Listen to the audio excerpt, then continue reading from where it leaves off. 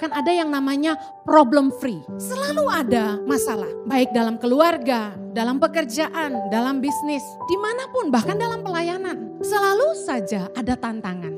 Satu-satunya pegangan yang akan membuat kita itu tidak goyah adalah kalau kita itu dengar firman Tuhan dan kita lakukan. Orang yang bahagia itu bukan orang kaya, saya kasih tahu. Orang yang bahagia itu orang yang bisa berkata apa adanya.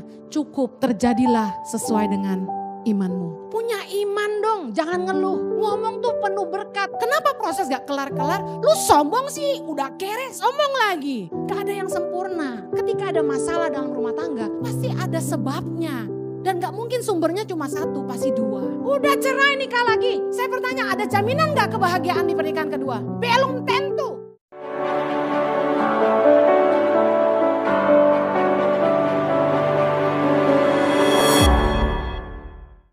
Hari ini saya akan menyampaikan firman Tuhan tentang kunci bertahan di tengah ujian. Saya percaya bahwa kita gak bisa berkata bahwa ikut Tuhan selalu mudah. Tapi kita percaya apapun yang kita hadapi, Tuhan pasti memberikan kekuatan dan jalan keluar. Katakan amin. Bagaimana supaya kita gak goyah, gak lemah dalam menghadapi ujian, masalah dalam kehidupan? Saya ingin share yang pertama. Berpeganglah hanya kepada firman Tuhan. Berpeganglah kepada kebenaran firman Tuhan. Jadikan firman Tuhan satu-satunya fondasi dalam kehidupan kita dan dalam mengambil keputusan. Kalau kita itu istilahnya punya pedoman hidup, kita harus punya satu acuan. Acuan hidup orang percaya haruslah firman Tuhan. Gak boleh ada yang lain. Dengar baik. Yesus ngajarin kita dalam Matius 7 tentang dua macam dasar. Saya ingin baca ayat 24 sampai 25 saja. Saudara tahu yang seterusnya. Setiap orang yang mendengar perkataanku ini dan melakukannya, ia sama dengan orang yang bijaksana yang mendirikan rumahnya di atas batu. Ayat 25. Kemudian turunlah hujan dan datanglah banjir, lalu angin melanda rumah itu, tetapi rumah itu tidak rubuh sebab didirikan di atas batu. Yesus kasih ayat firman Tuhan ini untuk kita ngerti bahwa dalam kehidupan akan datang hujan, datanglah banjir, datanglah angin. Yang artinya hidup kita gak akan ada yang namanya problem free. Selalu ada masalah. Baik dalam keluarga, dalam pekerjaan, dalam bisnis. Dimanapun, bahkan dalam pelayanan. Selalu saja ada tantangan. Tetapi dengar, Yesus bilang gini, setiap orang yang mendengarkan perkataanku dan melakukannya. Saya bingung kalau orang tuh harus gali-gali arti. Sebenarnya Yesus tuh kalau ngomong straight to the point, mudah dimengerti. Artinya gini, waktu kita ngalamin masalah dalam kehidupan kita, satu-satunya pegangan yang akan membuat kita itu tidak goyah adalah kalau kita itu dengar firman Tuhan dan kita lakukan. Suami saya tadi pagi khotbah tentang 3 macam Kristen, yang salah satunya adalah Kristen tradisi. Yang sebenarnya setiap orang itu kalau ke gereja cuma buat biar merasa enak, oh gue udah ke gereja hari ini. Jadi rutinitas ke gereja. Padahal kesempatan Anda untuk menang seminggu ini adalah dengar firman Tuhan dan lakukan. Kalau datang ke gereja itu miliki iman. Hari ini Tuhan akan berbicara kepada saya. Bagaimana sih Kak Heni, Bu Heni cara mendengarkan Tuhan? Banyak orang tanya gitu. Kok Bu Heni bisa bilang Tuhan ngomong gini, Tuhan ngomong gitu. Sebenarnya sederhana. Berapa banyak yang rindu Tuhan bicara sama Anda? Baca firman Tuhan. Cara satu-satunya mengizinkan Tuhan bicara buat kita adalah dengan mendengarkan dan membaca firman Tuhan. Waktu kita baca firman Tuhan, Roh Kudus dalam batin kita tuh akan ngajarin kita. Masalah boleh datang dalam hidup kita, tapi jaminan firman Tuhan, saya tuh selalu berpegang pada apa yang Kristus ajarkan. Yesus bilang gini, barang siapa yang mendengar perkataanku dan melakukannya, lalu kemudian turunlah hujan, datanglah banjir, angin melanda, rumah itu tidak rubuh karena didirikan di atas batu. Yang artinya gini, Kalau kita hidup melakukan firman Tuhan, sekalipun badai kehidupan menerpa, kita nggak akan goyah. Saya kasih contoh dalam hidup sehari-hari. Sesulit apapun masalah kita, dengar baik. Jangan sampai keluar dari kebenaran firman. Waktu orang butuh uang, firman Tuhan ngajarin, janganlah kamu berhutang apa-apa pada siapapun juga. Kalau ada yang mau catat ayatnya Roma 13 ayat 8. Janganlah kamu berhutang apa-apa kepada siapapun juga. Artinya gini, ketika kita punya kebutuhan, jangan lari dari kebenaran firman Tuhan. Jangan coba menolong dirimu sendiri dengan berhutang sana sini. Hari-hari ini banyak orang terjebak dengan hutang, khususnya pinjaman online.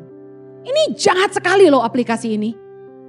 Begitu mudah didapat pinjamannya, seolah-olah wah ini jalan keluar tercepat. Padahal itu mengikat. Bunganya sangat besar dan melilit dan mencekik, membuat kita gak bisa napas. Penghasilan kita bulanan cuma buat nutupin utang aja gak cukup. Kalau orang sudah hidup dalam hutang, hidupnya penuh beban. Ada di sini yang banyak hutang bahagia? Sukacita gitu. Gak ada. Orang tuh kalau banyak utang, keningnya nih penuh kerutan. Orang kalau banyak utang, mulutnya cemberut. Sama orang gak nice. Karena dia stres, ngomongnya ngelantur. Orang kalau sudah berhutang, pasti masalah dengan hubungan. Firman Tuhan bilang janganlah kamu berhutang apa-apa pada siapapun juga. Tapi Bu Heni, saya benar-benar butuh uang. Percaya firman Tuhan gak? Berlutut di kaki Tuhan. Firman-Mu berkata, barang siapa mendengar firman-Mu dan melakukannya. Kalau hujan, angin, hujan, banjir datang, dia tidak akan goyah. Tuhan, aku butuh uang. Tapi aku mau pegang firman-Mu, aku gak mau ngutang.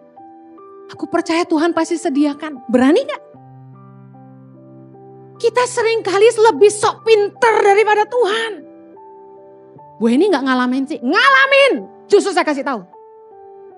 Keluarga saya hancur waktu saya masih kecil. Itu karena orang tua saya terlilit hutang.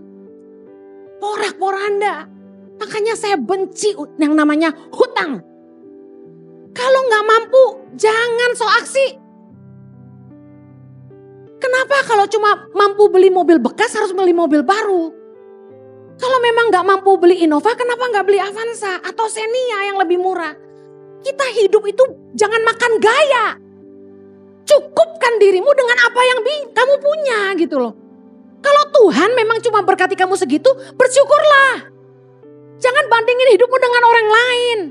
Firman Tuhan bilang cukupkan dirimu dengan apa yang ada padamu. Nah kita gak mau lakukan firman. Kita hidup mewah-mewah, gak mau kalah gaya. Ada orang timur bilang begini. Kantong boleh kosong tapi gaya gak boleh kosong.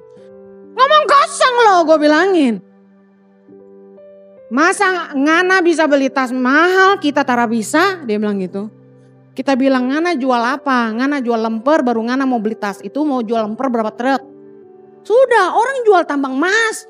Dia jauh lebih dari kita, ngapain kita bandingin diri sama dia? Orang yang bahagia itu bukan orang kaya, saya kasih tahu. Orang yang bahagia itu orang yang bisa berkata apa adanya. Cukup. Cukup.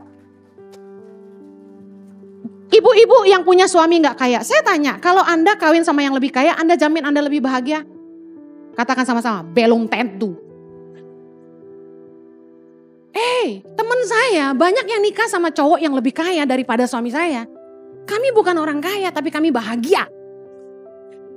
Karena kita cukupin apa adanya. Bayangin ya, saya kasih contoh. Rumah tangga gimana mau bahagia kalau istri selalu bilang gini, Koko lu bisa beliin istrinya tas Gucci. Koko lu bisa beliin istrinya berlian 2 karat. Nah. Gede loh 2 karat itu. Jari lu kecil apa gede gitu kan. Bandingin. Tuh adikmu tuh bisa bawa istrinya ke luar negeri. Ada lagi istri-istri yang bandingin tuh. Lu lihat tuh adik lu tuh bisa bawa keluarganya ke Eropa. Tuh lihat tuh adik lu tuh bisa bawa keluarganya ke Israel ikut Pak Jojo. Lu mah apa? terjadilah sesuai dengan imanmu. Punya iman dong, jangan ngeluh. Amin. Ngomong tuh penuh berkat. Pilihan kita tuh cuma 2, berkat atau kutuk yang keluar dari mulut kita. Udah pegang firman Tuhan. Saya berkati suami saya terus. Jojo, kebajikan dan kemurahan Tuhan akan mengikuti kamu seumur hidup kamu. Gitu dong. Jangan bilang, koko gue udah bawa bininya ke Paris 3 kali. Lu baru sekali, itu pun gratis gitu. Gak gitu dong. Udah pegang firman Tuhan aja. Firman Tuhan bilang kita gak boleh jadi penanggung hutang. Ayatnya di mana? Banyak, tapi saya baca satu. Amsal 22 ayat 26. Jangan engkau termasuk orang yang membuat persetujuan dan yang menjadi penanggung hutang. Ada satu cerita. Orang ini meminjamkan kartu kreditnya kepada temannya. Temannya pakai kartu kredit temannya ini untuk ambil dana tunai. Lalu apa yang terjadi? Temannya kabur. Teman kerja bareng loh. Ini yang ngomong gini ke kita udah 3 orang ya. Terus saya bilang, kenapa kamu pinjemin kartu kreditmu ke temanmu? Why? Demi persahabatan. Hei, saya kasih tahu firman Tuhan bilang jangan jadi penanggung hutang. Lakukan firman Tuhan, kita akan terhindar dari masalah. Amin. Saya buktikan kebenaran firman Tuhan udah bilang jangan jadi penanggung hutang. Lu so heroik bantuin orang. Satu kali orang datang kepada saya mau pinjam uang.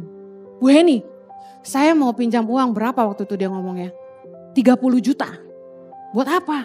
Buat perbaiki atap rumah orang tua saya. Saya bilang gini, saya tidak pernah memiutangi orang. Loh, kenapa Bu Heni? Kalau saya mau bantu, saya bantu serelanya saya. Kenapa? Supaya hati saya tetap damai. Anda pernah ngutangin orang dan orang itu gak bayar? Pernah? Bagaimana perasaan Anda terhadap orang itu? Bisa bersih, bisa tulus? Gak bisa. Lihat mukanya, saya gak lihat Anda ya, saya lihat suami saya aja. Nanti tersinggung. Lihat suamiku. Kan ilustrasi, takutnya salah sangka ya kan. Udah suamiku aja ya nak, sayang ya. Kita kalau tuh orang ngutang sama kita dan dia gak bayar, kita gak mungkin tetap jaga hati kita bersih. Gak mungkin hati kita tulus, tetap baik mengasihi dia. Gak mungkin. Kita liatin dia gini, munafik lo, bayar utang lo. Utang gak bayar-bayar, tapi eksis di sana sini. Makan di kafe ini, di restoran itu, bayar dong utang lo. Gitu, hati kita gitu, benar gak? Saya gak mau seperti itu. Waktu orang datang sama kita, mau teman mau saudara ya, saya ngomong apa adanya. Mau datang sama saya, pinjam 25 juta, pinjam segini. Saya bilang gak bisa. Saya bukan orang kaya. Saya ini apa adanya.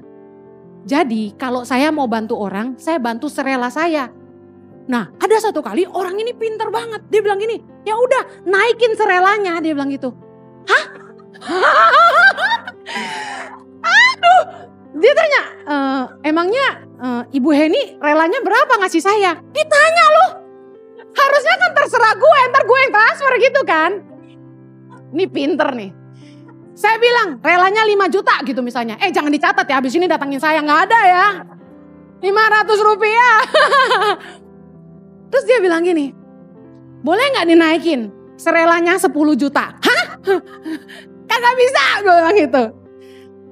Bu Heni gak ngutangin, Bu Heni kasih saya, dia bilang gitu. Enggak gak bisa, saya bilang kok kamu yang nentuin saya mau kasih berapa. Haleluya. Dengar baik, kalau kita ngutang sama orang, kita akan dipandang rendah sama orang. Lebih baik tuh jangan ngutang, udah berharap sama Tuhan. Kalau Anda terlilit utang hari ini, apa yang Anda harus lakukan? Number 1, berharap sama Tuhan. Yang kedua, kita lihat apa yang kita punya dan bisa dijual, lebih baik kita jual. Jangan gini, minjem sama orang tapi sendiri masih punya mobil mewah. Apaan sih? Jual dulu mobil lu gitu kan. Jadi ada orang yang misalnya ngutang sekian dia gak mau lunasin. Dipegang sisanya dia beliin mobil. Gak bisa gitu dong, orang gimana mau bantu kamu? Dia lihat kamu aja masih seneng hidupnya. Jadi kalau kita tuh mau dibantu orang, jangan eksis di sosial media itu gayanya mewah-mewah. Kita yang bantu jadi malu. Ngapain gue bantu dia, ternyata dia lebih kaya dari gue gitu kan. Dengar, jangan berhutang. Karena firman Tuhan bilang, yang berhutang itu jadi budak dari yang menghutangi. Amsal 22 ayat 7. Kemudian, kita tuh cenderung, kalau punya masalah, kita selalu datang minta nasihat dari orang. Salah enggak? Enggak salah. Tapi, dengar baik. Kita harusnya itu lihat apakah orang yang kita mintain pendapat, dia itu hidup berdasarkan firman Tuhan apa enggak. Jangan mendengar nasihat orang fasik, kata firman Tuhan. Jangan datang ke orang yang salah. Karena dengar ini baik-baik. Mereka yang memberi masukan tidak ikut menanggung akibat dari keputusan Anda. Misalnya orang kasih Anda masukan. Udah ceraiin aja suamimu. Terus Anda ikutin masukan teman. Kan saya lihat di IG tuh, waktu saya daily devotion saya lagi di-upload tentang pernikahan. Ada perempuan-perempuan yang marah sama saya karena mereka sudah bercerai dan khotbah itu tentang jangan bercerai.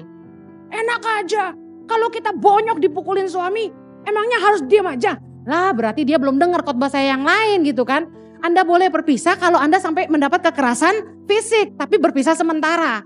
Kalaupun mau bercerai, firman Tuhan bilang gak boleh nikah lagi. Boleh gak berarti pisah? Boleh, tapi dengan satu bayar harga. Gak nikah lagi sampai kita tidak terikat lagi, artinya dia dipanggil Tuhan.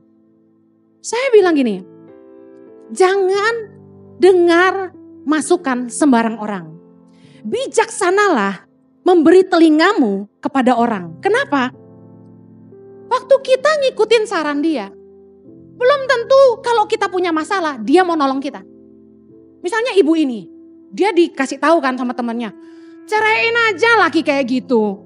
Emang dunia cuma selebar daun kelor. Kawin lagi cari yang kaya, emang gampang. Saya punya temen cantik asli, gua sih lewat. Tapi hey, dia nikah udah 2 kali. Dua-duanya kaya, tapi sama jahatnya. Gimana? Emangnya second marriage will be better? Ada jaminan?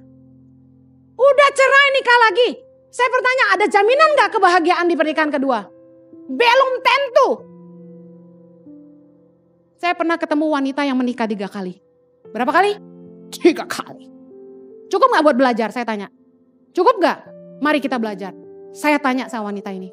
Dari 3 suami Anda, mana yang paling baik? Dia bilang, yang pertama meskipun membuat menderita, masih bisalah ditoleransi. Yang 2-3 lebih jahat lagi.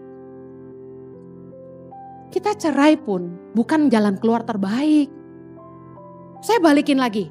Oke, Anda sakit hati suami atau istri selingkuh. Anda memilih bercerai. Saya tanya, kalau Anda di posisi itu, Anda yang selingkuh, apa yang Anda harapkan? Dia ampuni. Ampuni. Berlutut di kaki pasanganmu, cium jempolnya, jarinya, semua. Banjiri dengan air mata. Ampuni aku, gitu kan. Kita pasti mau diampuni. Firman Tuhan katakan, apa saja yang kamu kehendaki orang lain perbuat kepada kamu, perbuatlah demikian. Dari seluruh hukum Taurat dan kitab para nabi bergantung dari ayat ini.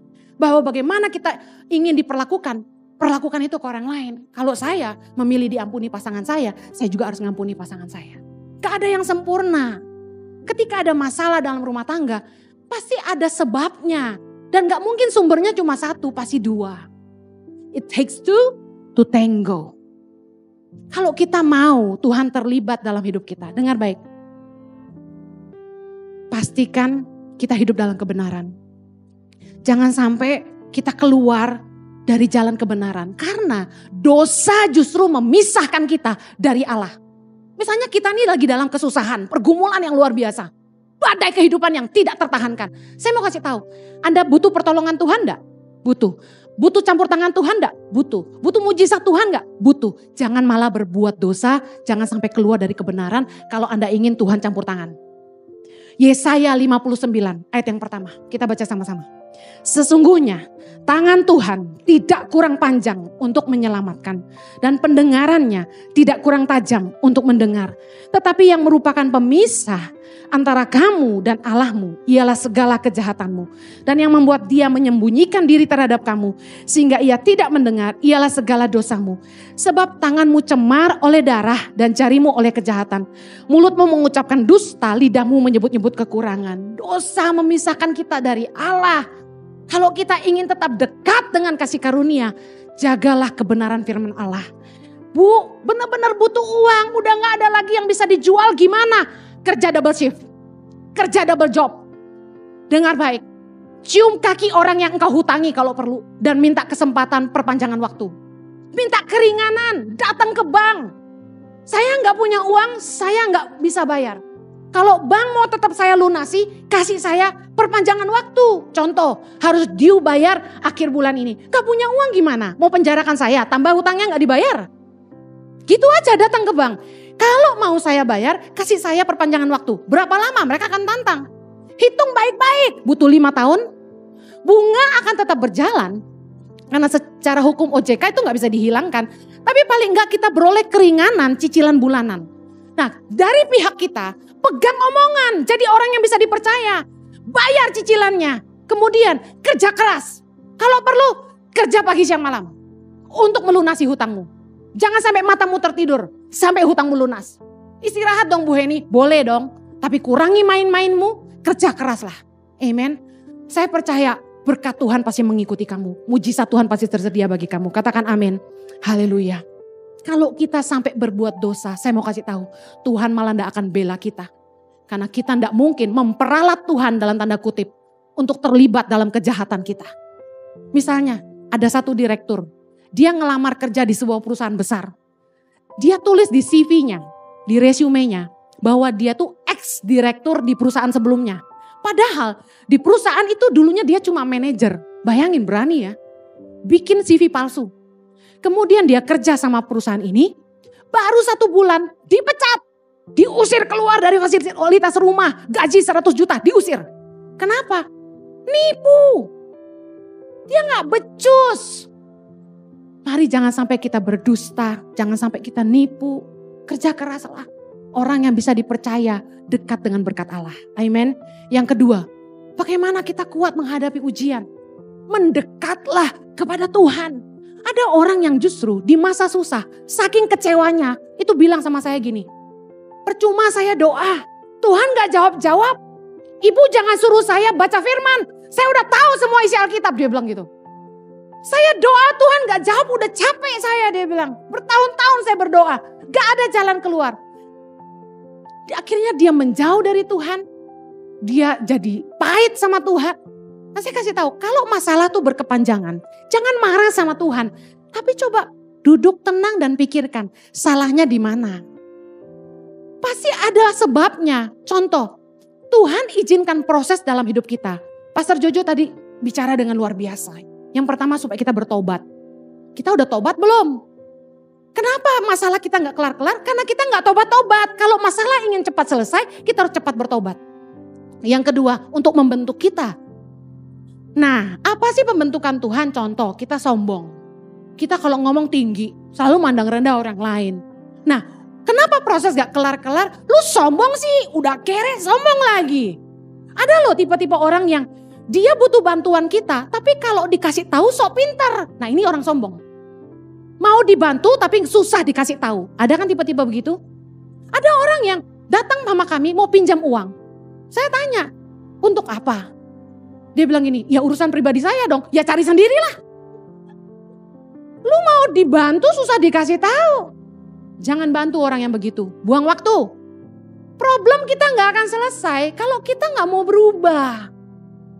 Karena proses datang untuk membuat kita bertobat, yang kedua untuk membentuk karakter kita. Yang ketiga apa sayang? Lupa aku tadi. Untuk membuat kita seperti Kristus ya. Lebih kreatif. Masalah itu bukan pertanda orang itu jauh dari Allah ya. Mari kita lihat ayatnya. Yohanes 15. Yohanes 15, pokok anggur yang benar, ayat yang pertama dan kedua. Kita baca sama-sama. Akulah pokok anggur yang benar dan Bapakulah pengusahanya. Setiap ranting padaku yang tidak berbuah dipotongnya dan setiap ranting yang berbuah dibersihkannya supaya ia lebih banyak berbuah. Lihat baik, mereka yang tinggal di dalam Kristus, tidak berbuah itu dipotong. Berarti akan hidup kita kalau tidak berguna, Tuhan akan izinkan hidup kita diproses supaya hidup kita jadi berguna. Bisa paham ya? Kita yang malas, biasanya pertolongan-pertolongan dari orang sekitar kita itu dipangkas sama Tuhan. Orang yang kita andalkan tuh mengecewakan kita. Supaya apa? Supaya kita berbuah. Apalagi orang tinggal dalam Tuhan, artinya dia dekat dengan Tuhan. Sudah berbuah pun masih dibersihkan. Kenapa? Supaya kita gak tinggi hati. Supaya kita tetap mengandalkan Tuhan. Supaya kita berbuah lebih lagi. Waktu Tuhan pakai saya, Tuhan proses saya. Waktu ada peninggian dari Tuhan, ada perendahan dari orang lain yang Tuhan izinkan terjadi dalam hidup saya.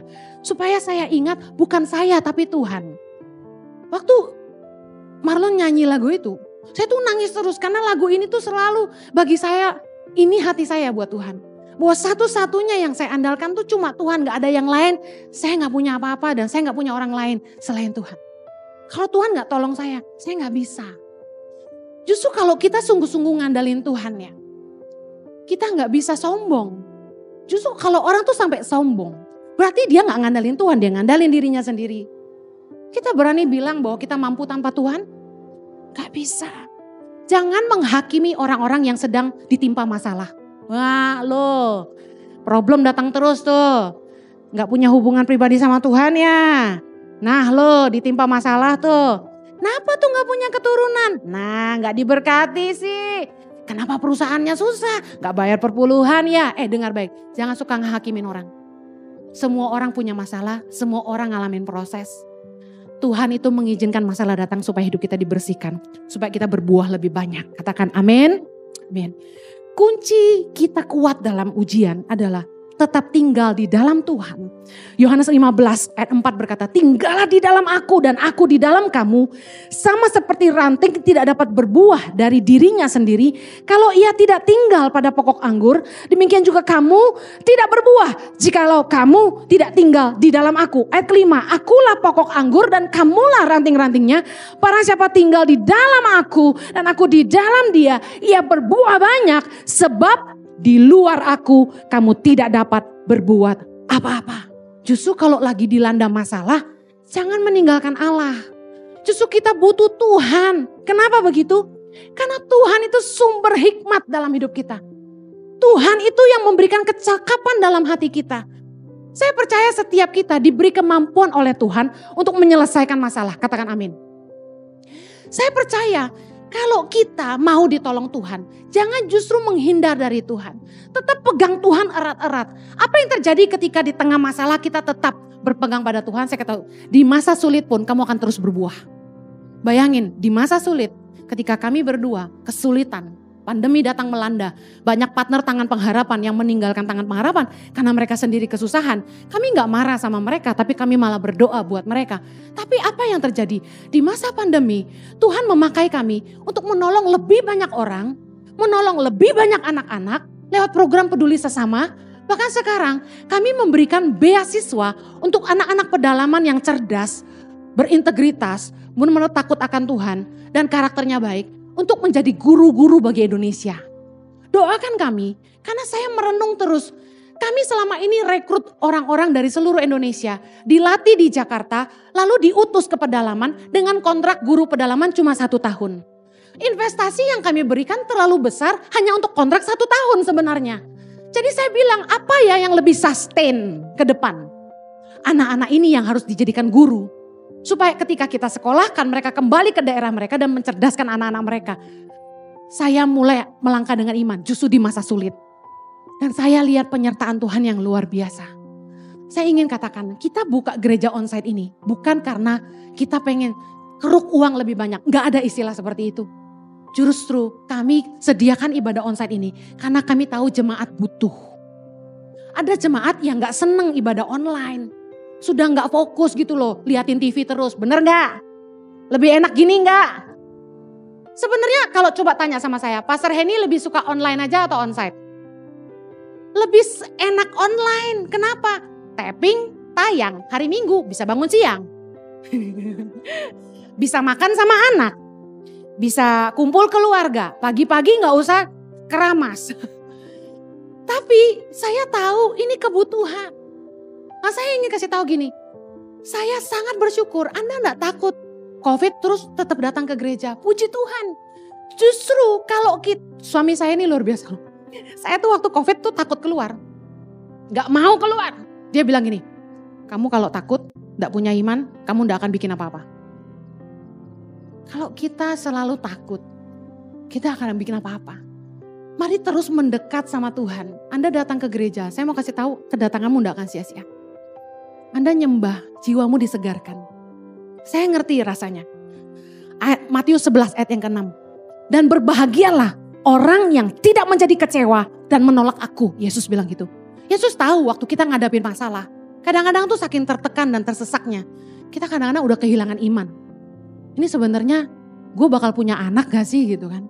Sebenarnya Tuhan bakal berkati gak sih? Gue rindu punya ini, gue rindu bisa begitu. Sebenarnya mungkin gak sih? Kadang-kadang kita tuh udah gak bisa lihat lagi mimpi kita tuh akan terjadi. Tapi dengar baik, jangan jadi kecewa dan menolak Tuhan. Amin. Engkau akan berbahagia kata Yesus. Kalau engkau tidak jadi kecewa dan menolak Dia. Percayalah Tuhan itu setia. Saya percaya Tuhan pasti sediakan jalan keluar. Saya ingin akhiri karena waktu yang terbatas. Di tengah masa sulit, tenang dan berdoa. Di tengah-tengah badai, tenangkan jiwa kita. Firman Tuhan berkata, kuasailah dirimu dan jadilah tenang supaya kamu dapat berdoa. Artinya gini, waktu keadaan kita sedang panik, masalah banyak. Kalau kita tidak tenang, jiwa kita gak tenang, kita gak bisa doa. Kita pasti sibuk cari jalan keluar. Waduh, telepon siapa ya? Siapa ya yang bisa bantu saya ya? Saya kasih tahu, jangan ngandelin orang kuat. Firman Tuhan berkata dalam Mazmur 146 ayat yang ketiga, janganlah percaya kepada para bangsawan, kepada anak manusia yang tidak dapat memberikan keselamatan. Saya ini udah belajar, ngandalin orang-orang hebat yang berjanji tapi tidak pernah ditepati. Saya sama suami itu udah bolak-balik ketemu konglomerat di Indonesia, bukan gak pernah. Mereka janji, saya akan bantu kamu. Kamu kurang berapa setiap bulan? 1,5 M, telepon saya pasti bantu kamu. Kami tidak pernah telepon siapapun. Suami saya dikasih nomor telepon orang-orang yang terkenal di Indonesia. Disuruh bilang gini, Pak Jojo butuh apa-apa, telepon saya. Kami tidak pernah telepon. Kenapa? Karena satu-satunya yang kami andalkan cuma Tuhan. Amin. Dengar baik. Jangan ngandalin teman, jangan ngandalin orang kuat. Teman itu justru kita temukan yang terbaik tuh di masa sulit. Siapakah mereka? Bukan orang-orang yang kita cari, tapi orang-orang yang tetap tinggal bersama kita ketika kita kesulitan. Mereka yang peduli sama kita. Salah satu tanda dari Tuhan untuk saya berhenti khotbah keliling adalah di masa pandemi. Tidak ada, bisa dibilang hampir tidak ada, hanya satu orang yang biasanya saya layani gereja-gerejanya. Itu telepon saya dan tanya, apakah kamu baik-baik? Bayangin, 15 tahun khotbah keliling gereja-gereja, kecil dan besar. Gembala-gembala itu harusnya jadi sahabat buat saya, karena saya khotbah setahun bisa 2-3 kali di gereja yang sama. Tapi waktu pandemi datang, mereka batalin pelayanan saya tanpa kasih kabar sama sekali dan tidak pernah tanya bagaimana hidup saya. Mereka tahu saya hidup dengan iman. Saya sangat hargai cuma satu teman yang telepon saya. Apakah kamu baik-baik saja? Meskipun dia tidak bantu apa-apa, tapi saya hargai dia cuma sekedar telepon aja. Justru saat Anda sedang menghadapi masa sulit, izinkan Tuhan membuktikan siapa teman-teman terbaik. Amen. Di tengah masalahmu, jangan panik, jangan berusaha telepon sana sini, cari orang kuat bantu kamu. Tenang, berdoa, karena Tuhan sumber hikmatmu, sumber kekuatanmu, dan sumber jalan keluar bagi hidupmu. Saya berdoa, masa sulit Anda akan cepat selesai. Mari terus mengandalkan Dia. Mari kita